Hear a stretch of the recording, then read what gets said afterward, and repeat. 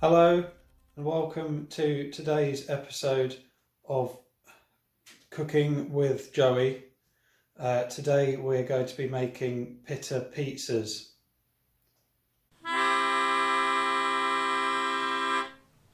Cooking with Joey. So yes, hello, welcome to today's episode. We will be making Pitta pizzas. These are a dish that got me through my time at university when I was living on not very much money. So let's talk about the ingredients. You will need at least one pita bread. One pita bread. 1 block of cheese. Meat. Metal paper. Dirty baking tray.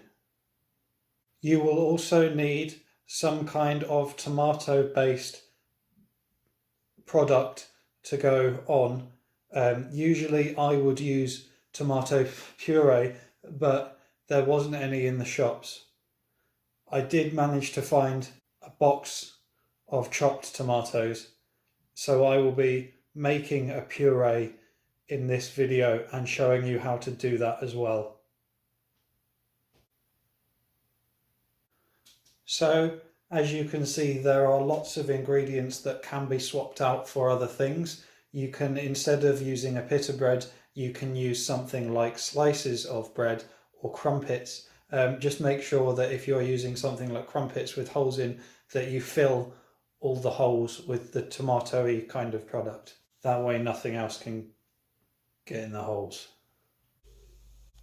If you're really good with a knife, you could do this by hand.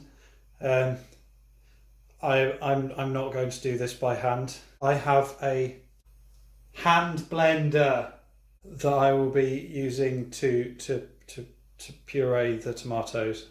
So without any furtherment, let's open up the tomatoes.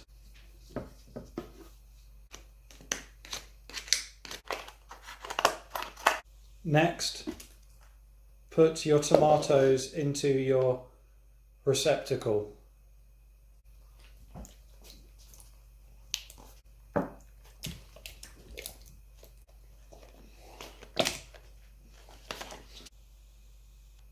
Once you have done this, do what you should have done at the beginning and put your grill on to preheat.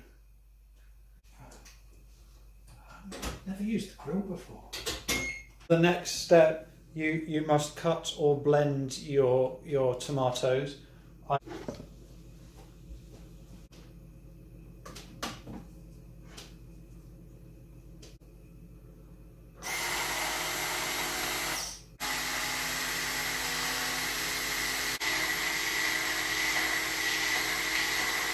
Just keep going until it looks like a liquid.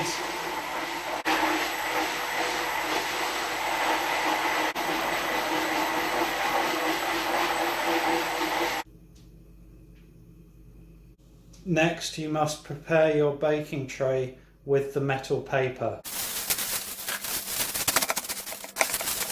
Take a pita bread and put it in the metal paper lined tray.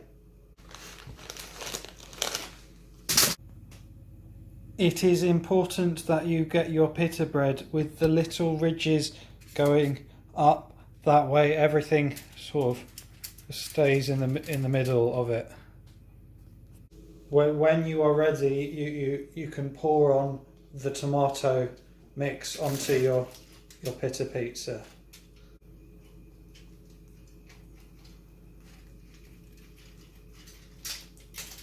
That's probably about enough. You don't want to put all of it on. Spoon.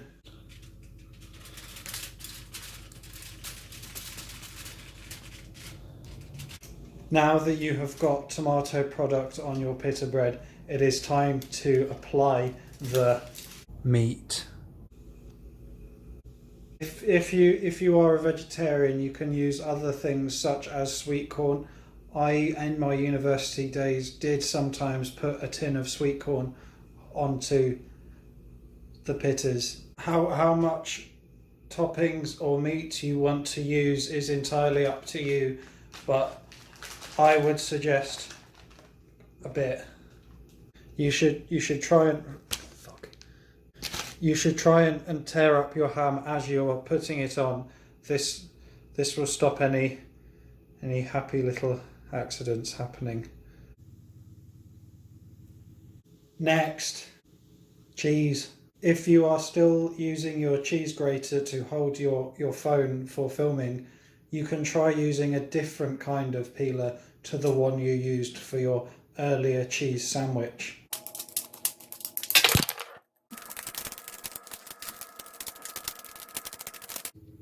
Now you've got some cheese on your pizza and you've done a good job with the peeling.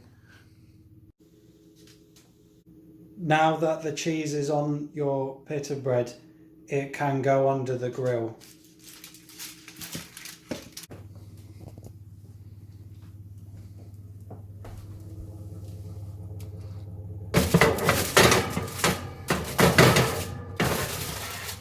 Oh, what's that? Now we can wait for a bit. While you are waiting, it is a good time to clean up all of the cheese that you've got on the floor. After time has passed, you should check on you. After some time has passed, you should check on your pizza.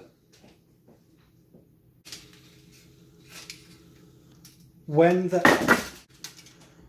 cheese starts to melt, then you should put on some seasoning. So take it out of the grill and put it down quick so that you don't burn your hands. This is when we add the salt and the pepper, and if you have them, the Italian herbs.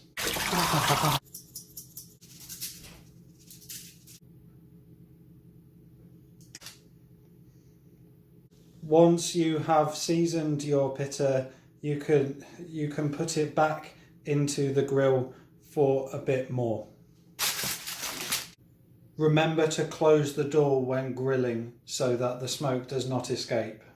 If there is not enough smoke when you are using the grill, you could always add more.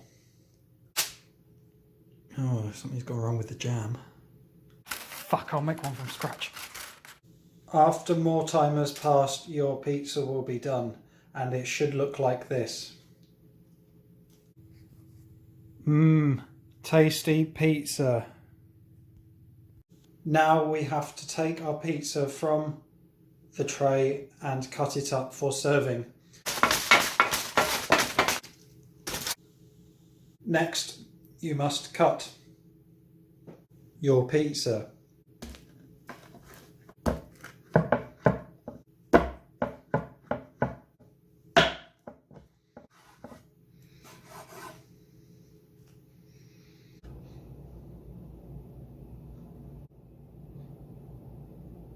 Thank you for joining me today, where you have learnt to make a Pitta pizza.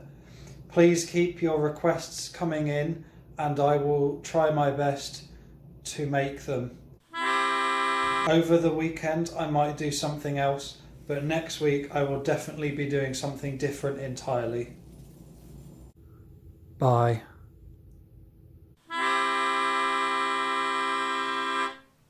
Cooking with Joey.